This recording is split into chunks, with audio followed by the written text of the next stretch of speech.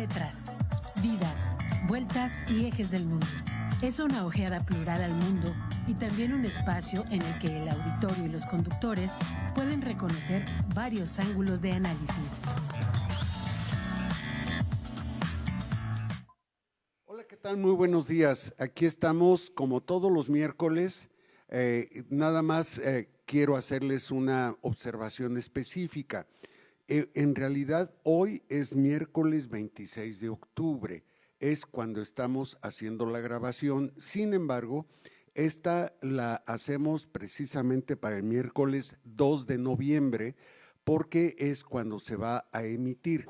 Entonces, vamos a estar hablando como si estuviéramos en el 2 de noviembre, pero ustedes deben identificar que tenemos nosotros la información que nos ha llegado hasta el miércoles 26 de octubre. Y bueno, estamos nuevamente en Tetras, este programa de Radio Universidad inicialmente y después también de la televisión universitaria desde el año 2009, y nos agrada mucho participar siempre con ustedes en todo lo que nos concierne, que es hacer una revisión sobre la situación local de Querétaro, nacional o mundial, sobre los acontecimientos sociales, culturales, políticos, económicos.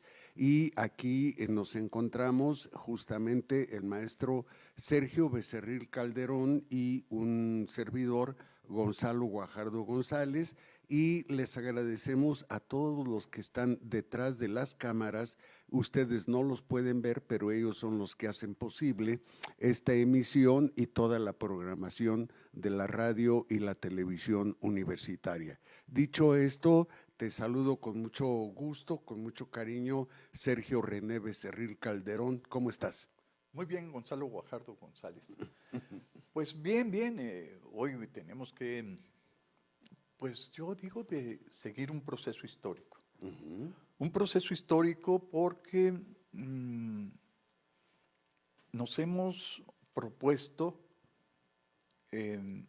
reflexionar sobre temas que en ocasiones de manera anticipada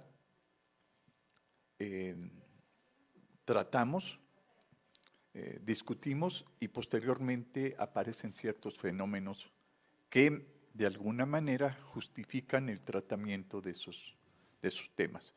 Y en otras ocasiones hablamos de procesos históricos, fenómenos sociales que se están presentando en nuestra sociedad, en nuestras sociedades modernas, y posteriormente nosotros reflexionamos sobre esos fenómenos e intentamos en ocasiones teorizar o simplemente en ocasiones comentar, dar una opinión con el fundamento. O hacer una lectura antropológica, una lectura sociológica, una lectura psicológica, económica, etcétera, ¿no? Filosófica. Filosófica, porque también no basta con observar lo que acontece, sino también necesitamos herramientas o instrumentos para la interpretación de los acontecimientos. Por ejemplo, hemos hablado del arte, hemos hablado del agua, hemos hablado de los jóvenes, hemos hablado del individuo y la sociedad. Hemos intentado caracterizar ciertas formas de comportamiento personal, individual, pero también intentado caracterizar ciertos comportamientos de índole social. Y hemos colocado en distintas dimensiones de conocimiento la dinámica de la sociedad, que da lugar a expresiones y manifestaciones eminentemente de la cultura. Y Gonzalo, hoy es un día para darle cierta continuidad a este tema de individuo y sociedad. Hablar, por ejemplo, de cosmovisiones, hablar de paradigmas o hablar de etapas o eras, como es lo premoderno, lo moderno, hablar de te decía yo, de lo premoderno, de lo moderno, de lo posmoderno, de lo hipermoderno, que son realmente conceptualizaciones que surgen de la reflexión filosófica, de la reflexión antropológica, de la reflexión social. Sin que nosotros tengamos necesariamente que,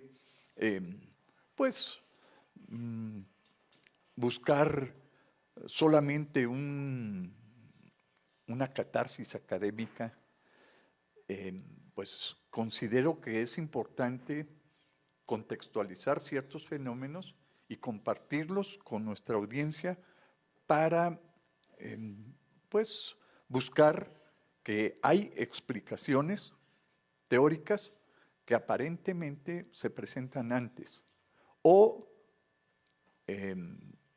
plantear ciertos referentes de algunos autores que nos pueden dar luz sobre cómo interpretar y valorar ciertos acontecimientos. Entonces, tú tienes tus autores preferidos, yo tengo mis autores preferidos, sin embargo, no necesariamente tenemos que estar contrapuestos, sino buscar cierta intersección o ciertas coincidencias de explicación o de interpretación de los fenómenos. Sí, y desde luego como cada uno de nosotros tiene formación diferente, me refiero a formación profesional diferente, entonces es lógico que los conceptos que manejamos personalmente correspondan más a ese ramo de la formación que tenemos, y justamente la conversación que desarrollamos frente a las cámaras aquí en Tetras es una conversación que busca esas coincidencias, pero también pues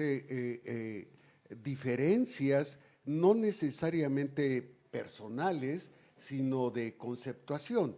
Por ejemplo, tú estabas hace rato señalando cómo hemos venido de alguna forma siguiéndole la pista al desarrollo de la sociedad y hemos estado viendo caracterizaciones de épocas anteriores, de etapas históricas anteriores, etcétera, y fácilmente alguien podría estar pensando, o sería una de las posibilidades, si acaso el ser humano no es uno y el mismo siempre a lo largo de toda la historia, o efectivamente hay momentos que llamamos históricos, épocas, siglos, etapas, donde vamos concibiendo o entendiendo de manera diferente y por lo tanto hablando también de una forma diferente acerca de la realidad. Sí, es verdad. Entonces, si entramos en tema, en materia, a mí me gustaría, bueno, un tema que la verdad parece que tiene no solamente muchos enfoques, no solamente múltiples dimensiones, sino también presenta matices contradictorios o algunas ocasiones de reafirmación o de continuidad de las explicaciones. Pero si hoy vamos a hablar de lo moderno, Gonzalo Guajardo, quisiera que me hablaras desde tus referentes, ¿qué es esto de lo moderno? ¿O por qué hablar de lo moderno cuando algunos otros autores consideran que ya estamos en una etapa postindustrializadora o postmoderna, o algunos ya consideran que estamos en la hipermodernidad? Pero concretemos pues esta pregunta en lo moderno. ¿Qué es esta modernidad, Gonzalo Guajardo? Bien, desde luego… ¿Le entramos por ahí? Sí, no, está muy bien, está ¿sí? muy bien. Me parece que de alguna forma esto nos ayuda de alguna manera a poner los pies sobre la tierra y decir, esta es nuestra plataforma, a partir de aquí estamos hablando, esto es lo que estamos comprendiendo, Por eso me parece bien que con esta reflexión abramos nuestra conversación. Te decía que hemos estado viendo que a lo largo de la existencia del ser humano nos encontramos con diferentes periodos, uno de los cuales puede ser llamado el salvajismo, cuando el ser humano todavía está de alguna manera reconociendo el mundo y tratando de organizarse en él para estructurar ciertas formas de vida, y esto le posibilita llegar a una segunda etapa que podríamos nosotros caracterizar porque somos herederos justamente de la tradición occidental. Podríamos identificar a esta etapa como la clásica, donde aparecen justamente estas grandes civilizaciones como la egipcia, me refiero a Occidente, la egipcia, la griega y la romana.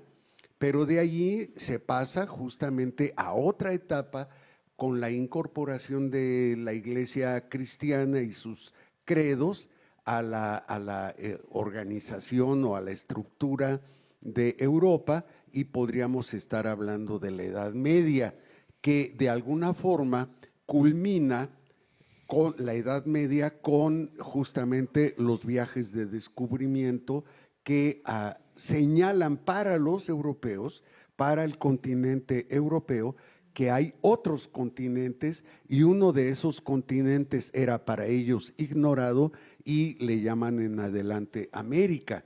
Y con este descubrimiento de América comienza una cuarta y última etapa histórica, que es la que estamos viviendo hoy, que se caracteriza desde el punto de vista de la economía como la etapa capitalista, porque es la etapa de acumulación de los bienes.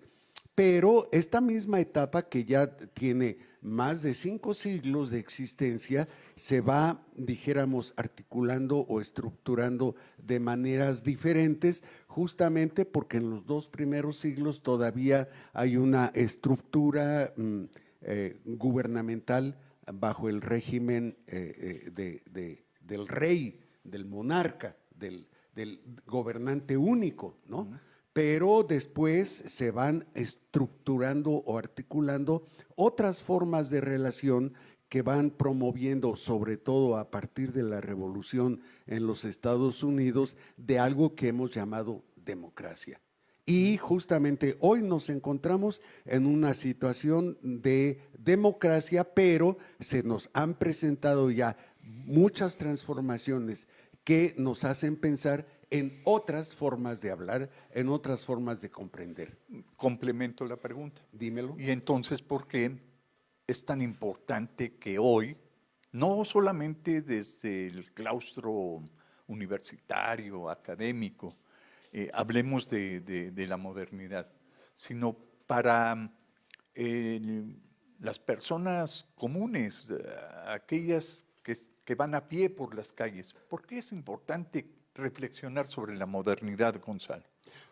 Para mí está muy claro, porque esta es nuestra etapa. Sí, es lo que nos toca más de cerca, más inmediatamente, y tenemos que entenderla, porque justamente esta etapa histórica nos desconcierta porque nos presenta un sinfín de novedades, aunque también nos presenta una serie de características de alguna manera ya manejadas, pero otras que incluso nos parecen como ya anticuadas, ya superadas. Pero no podrías parecer antiguo so pretexto de hablar de lo moderno, y que todavía esto es parte de nuestra vida mundana, cuando Reino Unido o los alemanes estarían pensando en lo posmoderno, estarían hablando de lo hipermoderno, sin que el grueso de la población mundial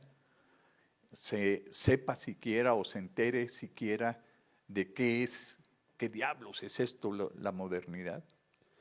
Yo creo que no es abusivo, y tengo una explicación para decir por qué no considero que sea superfluo hablar de estas transformaciones. Mira, como filósofo te podrían decir mucho, estás a la moda. Sí, sí. Siempre estás haciendo planteamientos de reflexión que para el grueso de la población, insisto, no interesa. Así es.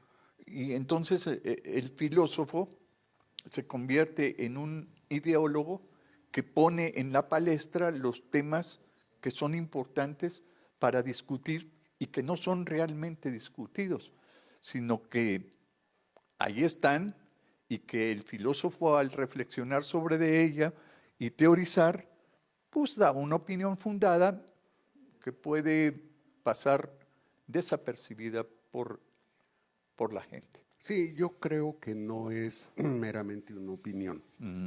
No es opinión, porque no somos opinócratas ni Opiniómanos. Opiniómanos.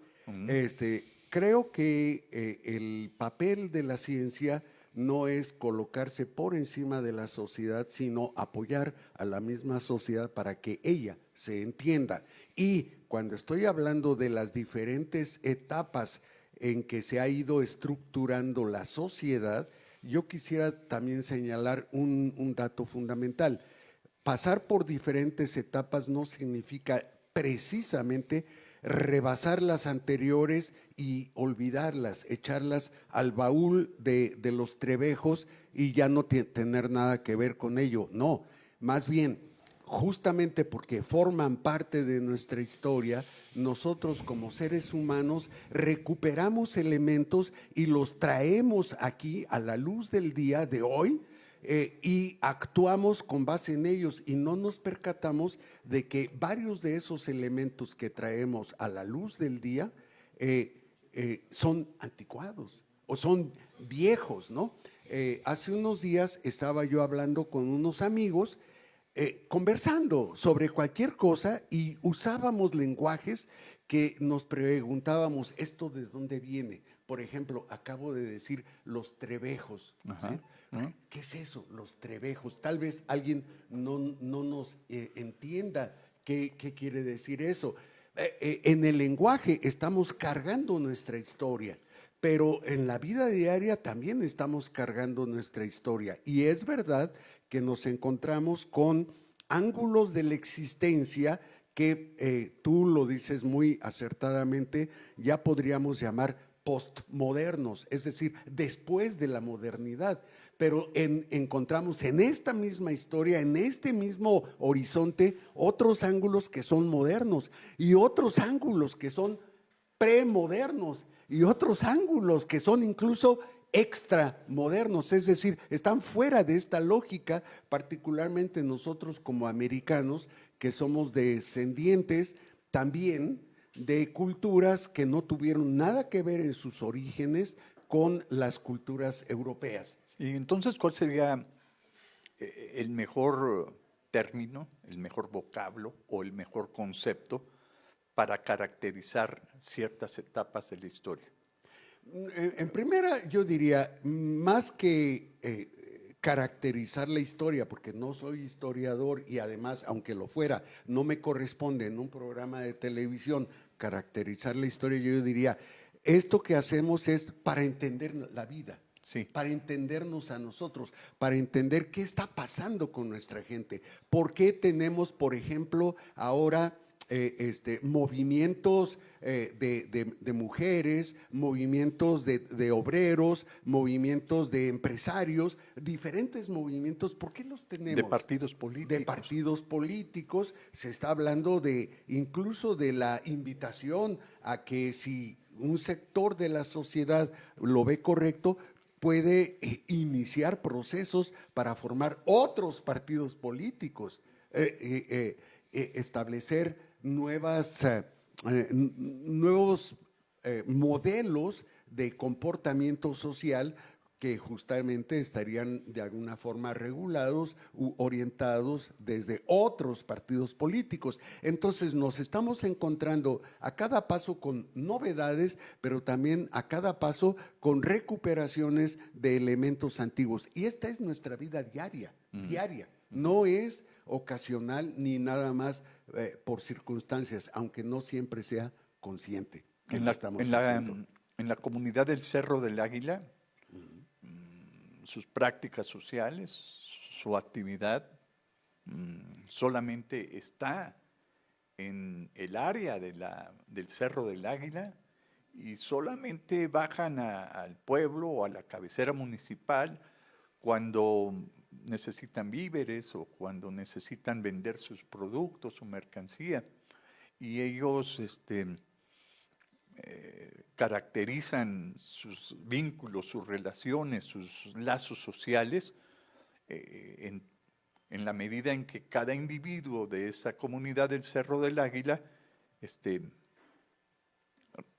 van haciendo sus actividades y se relacionan con lo político, se relacionan con lo económico, se relacionan entre sí socialmente.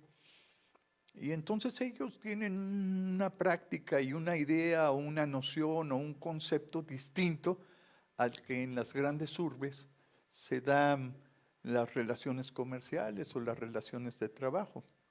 Y entonces esas dos formas de expresión son modernas. Esas dos formas de expresión social van a estar caracterizadas desde la misma forma por los conceptos filosóficos, por los conceptos antropológicos.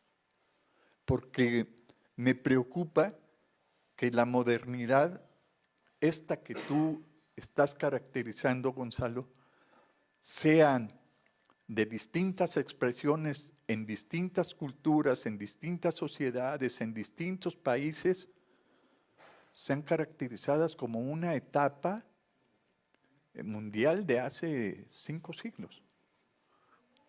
Cuando esas pautas de comportamiento no tienen que ver con la comunidad del Cerro del Águila, pero sí tienen que ver con París, sí tienen que ver con Berlín, sí tienen que ver con Tokio, o sí tienen que ver con Nueva York, pero muy poco o casi nada tienen que ver con el Cerro del Águila. Y sin embargo, ahí en el Cerro del Águila, en esa comunidad, hay vida, hay prácticas. Y hay cultura. Y hay cultura. Ajá, sí. Y esas prácticas son premodernas o son medievales o son ¿qué? Porque rechazo, abiertamente rechazo esos intentos modernizadores que marginan a cantidades de población y las marginan porque su lenguaje no es el lenguaje filosófico, no es el lenguaje antropológico, porque su lenguaje es un lenguaje de dominación y por lo tanto de supresión de lo que no coincide con sus parámetros de dominio.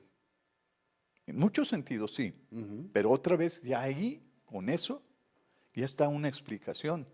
Cuando aquellos habitantes de la comunidad del Cerro del Águila no se sienten dominados ni se sienten marginados, sino solamente viven y su creencia puede estar depositada en la deidad y su creencia puede estar depositada en el anuncio publicitario de las Sabritas o en el anuncio publicitario del partido político, pero no está depositado en la modernidad parisina, europea. Están sí colonizados, pero ellos no saben que están colonizados. Sí, y tú has estado mencionando ciertos centros sociales, culturales, como por ejemplo Berlín, París, Madrid, pero también mencionaste Tokio y podríamos mencionar Nueva Delhi, etcétera, etcétera. Y cuando los mencionamos así en una En un listado de ciudades decimos, son ciudades capitales y por lo tanto todas se parecen entre sí. Sin embargo, cuando entras a ver las características cotidianas, esa cotidianidad a la que te refieres en el Cerro del Águila, cuando ves la cotidianidad de París, cuando ves la cotidianidad de Berlín, cuando ves la cotidianidad de Londres, cuando ves la cotidianidad de Tokio, etcétera, te das cuenta de que son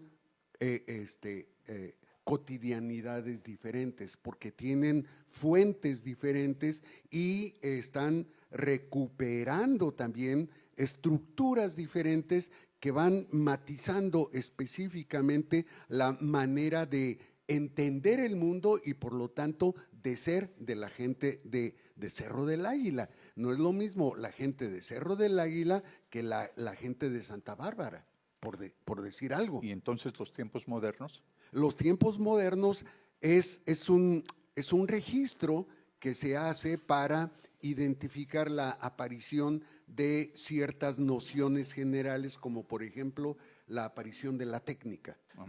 La aparición de la técnica ha resultado tan trascendental porque no es nada más modificación del entorno mediante, no sé, por ejemplo, una pala que te permita estar removiendo un montón de tierra con agua.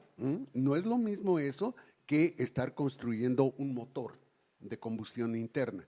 No es lo mismo, en el sentido de que el motor de combustión interna, además de que echa mano de un montón de elementos del contexto, del entorno, además está generando otra cosa. Y esto no lo puedes ver tú en el que está removiendo una pala con tierra y agua en algún lugar del Cerro del Águila. Me parece bien. Entonces, una vez aclarado esto, Gonzalo,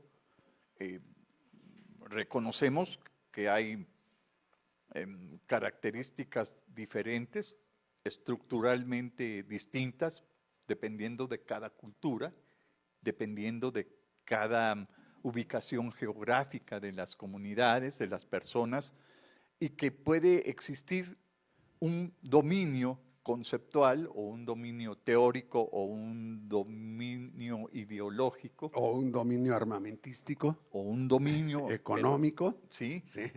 Y esos dominios darán lugar a las explicaciones dominantes de la filosofía, de la antropología, de la sociología, de la psicología, de la misma filosofía. Sí, aunque, a ver, nuevamente, no quisiera yo señalar o insistir en que la forma de entender el mundo se deriva de la ciencia, es al revés. La forma de entender el mundo da lugar a explicaciones científicas.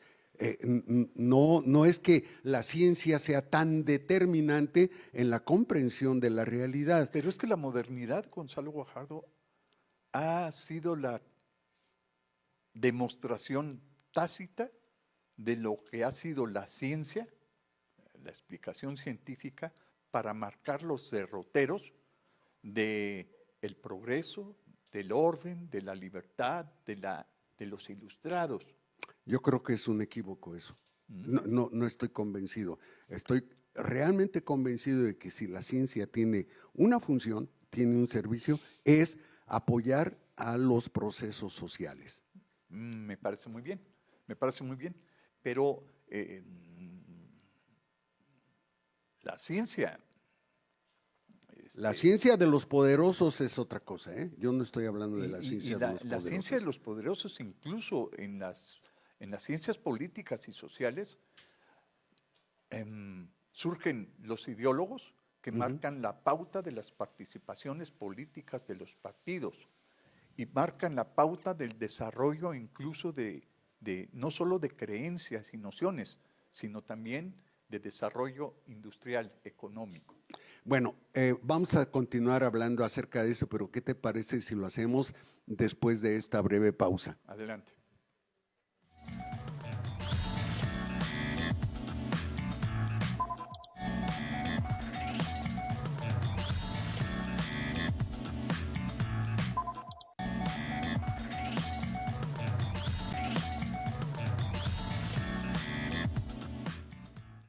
retomamos la conversación, Gonzalo. Mira, yo todavía no acepto que las explicaciones que me hayas dado, que me estás dando ahora sobre la razón científica, no sea la más importante para ir marcando la pauta del desarrollo histórico, para ir marcando la pauta del desarrollo social.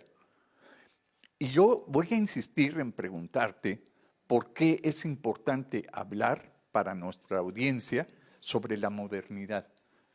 Porque hay muchas personas que no les interesa qué es eso de la modernidad. Y sí vemos en su casa que tienen aparatos eléctricos, que tienen electrónicos, hacen uso de la electrónica, ya no están tanto en la física de la transmutación de los elementos o de la química de la transmutación de los elementos, sino están en el uso práctico de lo cuantitativo, de lo numérico, de lo matemático, de la probabilidad, de la anticipación de ciertos fenómenos, y ellos, sin saberlo o sabiendo que no lo saben todo y que no conocen ni pueden explicar todo, pues tienen ciertas determinaciones científicas en su práctica social, en su casa. Yo creo, discúlpame Sergio que te contradiga, yo creo que estás confundiendo las explicaciones científicas de la operación técnica. Sí, me parece que es diferente.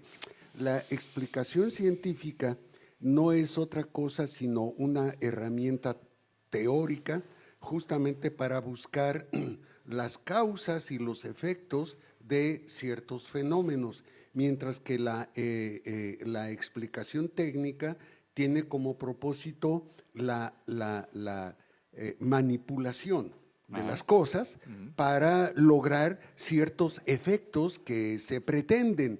Por ejemplo, si tú fueras un navegante, no estarías pensando ahora en izar la vela, ¿no? Tú tendrías que estar buscando otro tipo de recurso técnico, como por ejemplo echar a andar el motor o qué sé yo. La técnica es lo que te posibilita tener a la mano ciertos recursos de manipulación, de dominio de la realidad, mientras que la ciencia es una comprensión del mundo y por lo mismo la ciencia sí está o debe estar al servicio de la sociedad en general. ¿Y por qué, por ejemplo, en México tenemos un gravísimo problema social, entre otras razones, porque los gobernantes mantienen a la mayoría de la población sin formación cultural, sin formación científica? Es realmente una minoría, la gente joven de nuestra sociedad, que tiene realmente oportunidad de ingresar a una universidad o a un instituto tecnológico. En su mayoría la gente se queda en un proceso mediano de formación, siquiera para que aprenda a leer y escribir, pero más allá no va. Es decir, realmente la ciencia no se está poniendo al servicio de nuestra sociedad. Ay, Gonzalo, qué bonita manera de excluir al grueso de la población. Y eso es lo que estoy señalando precisamente con relación a la modernidad. En ese nivel operativo del que hablas, cualquier persona de cualquier oficio, con cualquier práctica, en ese nivel operativo plantea relaciones de causalidad. Y esas relaciones de causalidad sabe de si hago esto, pasa esto. Sí, si le pido a la deidad tal cosa, entonces voy a quedar beneficiado con eso. Sí. O sea, en ese sentido, sí, cualquier cosa tiene una vinculación causa-efecto o antecedente y consecuente. Pero justamente la ciencia no tiene esa Se mueve. En lo operativo, sí. Y mucha gente se va de rodillas a tal centro Y ceremonial. entonces en lo operativo, yo te digo, en la práctica cotidiana, todos socialmente, pensando en lo individual, en el individuo, persona, tiene y mantiene ciertos lazos con lo social. Y estoy hablando de lazos, no estoy hablando solamente de establece vínculos o determinaciones. Estoy hablando de que sus lazos individuales son eminentemente sociales, culturales. Y está en ellos, en esa práctica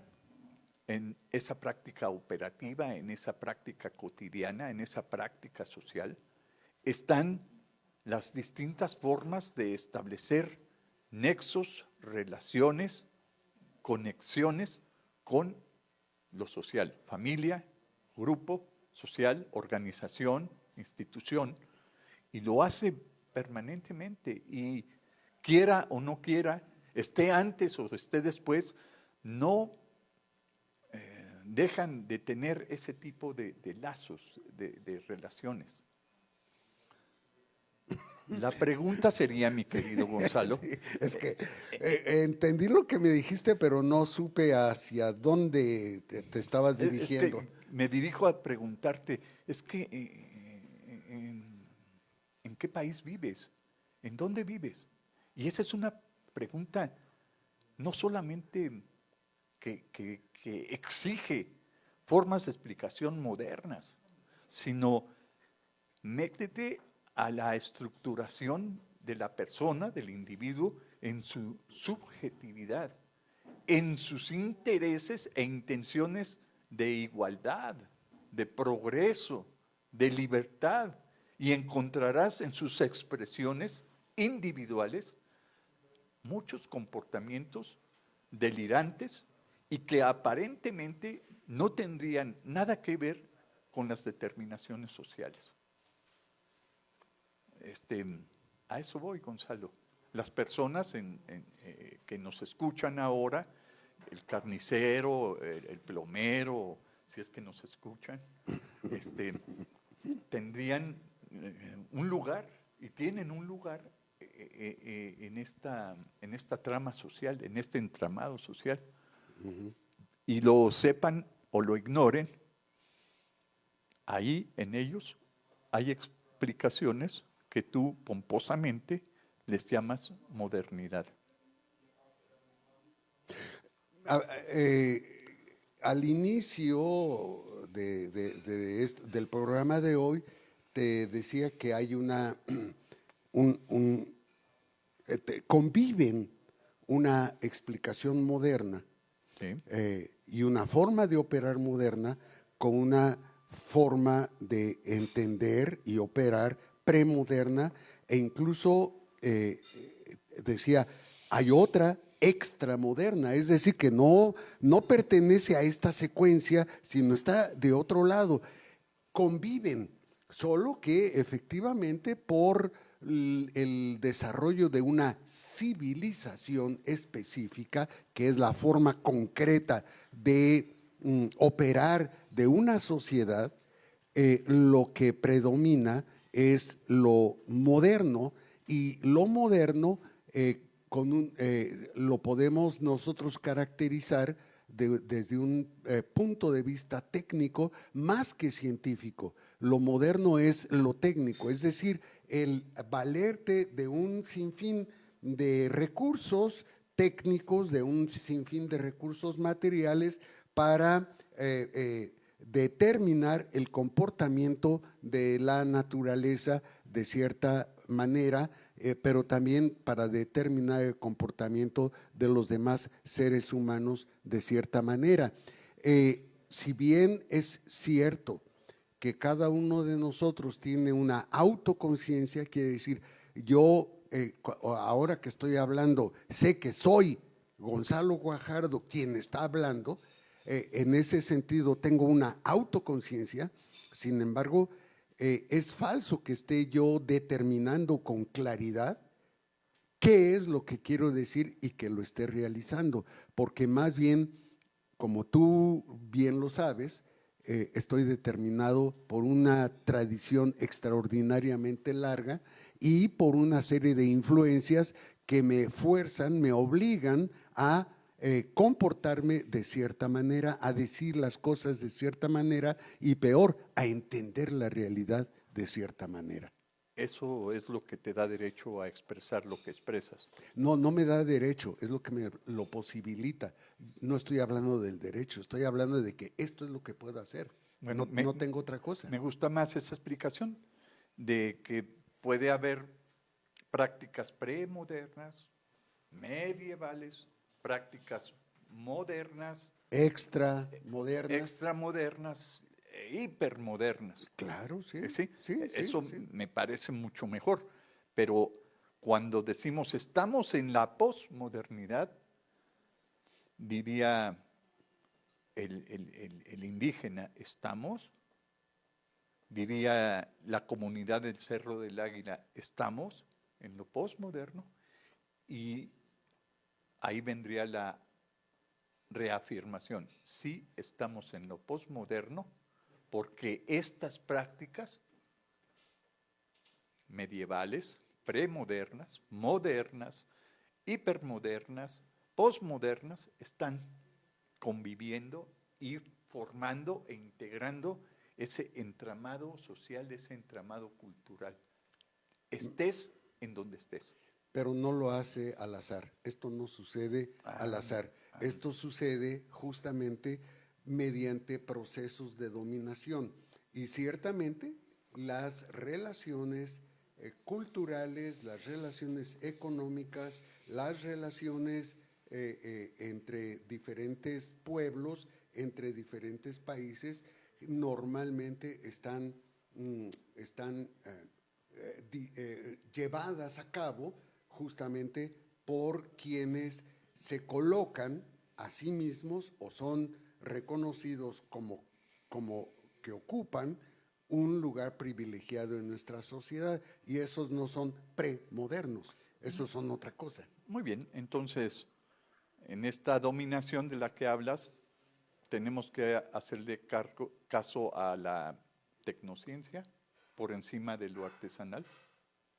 Le tenemos que hacer caso a la biotecnología, cuidado de la salud, sobre lo alternativo de la salud, lo naturalista de la salud. Tenemos que hacerle caso a lo light, a lo ligero, sobre lo espeso, del marxismo, del fundamentalismo, del nazismo. Tenemos que hacerle caso a lo light, a lo ligero, a lo a lo pasajero, a lo instantáneo, a lo inmediato, por sobre esas otras expresiones conductuales. No sé si tenemos que hacerle caso a eso o no. Pero existen, lo que sí identifico es lo que te decía desde un principio, que me parece que hay una convivencia, lo que no significa necesariamente una aceptación, pero sin duda los del Cerro del Águila, cuando bajan a la ciudad a vender sus productos o a comprar algo, pues conviven con la gente de la ciudad y por lo mismo, de alguna manera, están influidos o determinados por esa gente y viceversa. En este sentido hablo de convivencia, pero estoy queriendo señalar que hay un dominio de cierta forma de comprensión del mundo y esta es la que nos está determinando. Y justamente lo que llamamos la modernidad, que comienza aproximadamente con lo que hemos denominado el descubrimiento de América, justamente digo, allí nos encontramos con varias novedades que la modernidad trae consigo. Y una de ellas es, por ejemplo, el individualismo.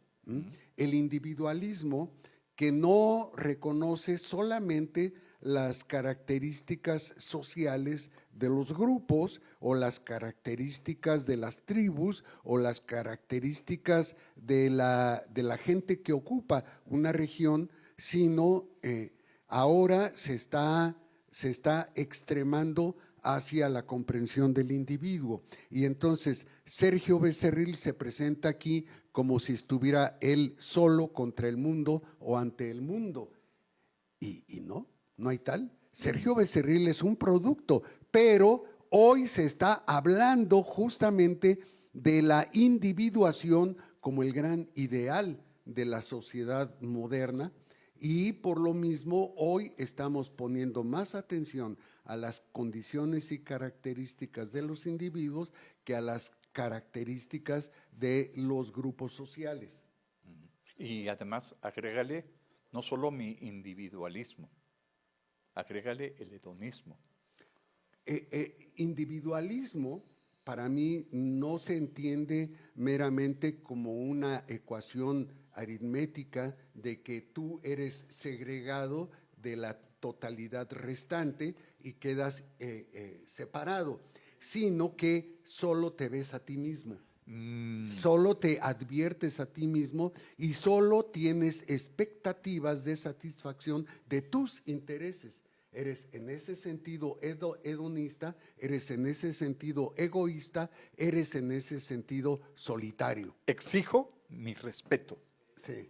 Y al exigir mi respeto individual, yo busco que socialmente ese respeto que yo me merezco, aun y cuando mi respeto y mi individualidad tenga manifestaciones hedonistas, de deseo delirante, voy a buscar que tú, individuo, persona, también tengas coincidencias conmigo y digamos, nos manifestemos ante la sociedad y tomemos un sitio para expresarnos y hacer que nuestra voluntad sea aceptada por muchos. Qué lindo. Sí, me gusta mucho eso que estás diciendo. El único problema que veo es que esta tu individualidad te coloca a la par de los demás. ¿Por qué la filosofía entonces, Gonzalo, dejó de pensar en el ser? No dejó de pensar en el ser. Y entonces hoy habla de los sujetos. Sí.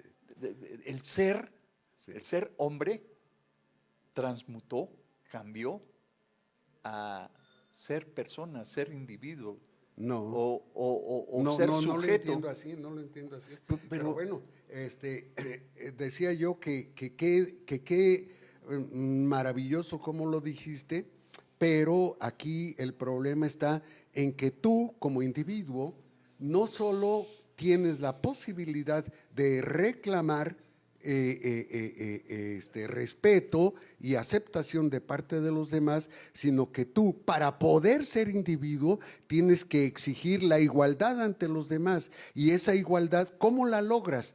Bueno, en nuestra modernidad se ha logrado mediante la apropiación de los bienes. Entonces, si tú eres pobre, indigente, no eres ciudadano. Si tú eres pobre, indigente, no eres aceptado por los demás. Lo eres sí y solo si tú tienes bienes. Pero cuando tienes bienes, mi querido Sergio, como eres igual a los demás, o mejor, los demás son iguales a ti, entonces aspiran a lo mismo que tú y entonces tú comienzas a desconfiar profundamente de los demás porque tienes siempre el riesgo de ser agredido para arrebatarte tus bienes. Y entonces la condición de singularidad del individuo, siempre he querido estar diferenciando el individuo del grupo social, pero tu condición de singularidad, a la vez que aparentemente te da derechos ante los demás, en realidad, o no en realidad, sino igualmente te pone en desventaja porque puedes ser agredido por cualquiera. Entonces, ya otra vez entramos a ese tipo de vínculos o de lazos, mejor dicho, Sí, de lo material, de la propiedad, sí, de el consumo, sí. de la riqueza del dinero, que no De la to- imagen. de la imagen. De la imagen, y eso es lo moderno, la moda, la imagen. Por eso estamos en la modernidad, no todo porque lo- lo que vale es la imagen que estoy proyectando hacia los demás, la moda. Ya, entendí. Logré entender lo que dijo. Me costó, porque entonces, sí, la complejidad del mundo moderno estriba en eso, en el individuo, persona, en lo material, el placer que produce, en la sujeción a lo material y al placer. Está bueno, Gonzalo. Sí. Y a aparentar, aunque tú por dentro seas cualquier cosa, pero la apariencia es lo que cuenta. Mira mi chamarra Nike. Sí, qué padre. Bueno, ha sido muy placentero estar con ustedes en esta conversación y les agradecemos que nos acepten nuestros exabruptos, pero de alguna manera nos lo dispensamos Sergio y yo porque somos amigos profundísimos. Que pasen muy buen día. Hasta la próxima. Fue Tetras, vidas, vueltas y ejes del mundo. Programa que se asoma a la vida humana en sus diferentes expresiones. Queretana, nacional o mundial. Una producción de TV UAC y XHUAQ Radio Universidad. Gracias por acompañarnos.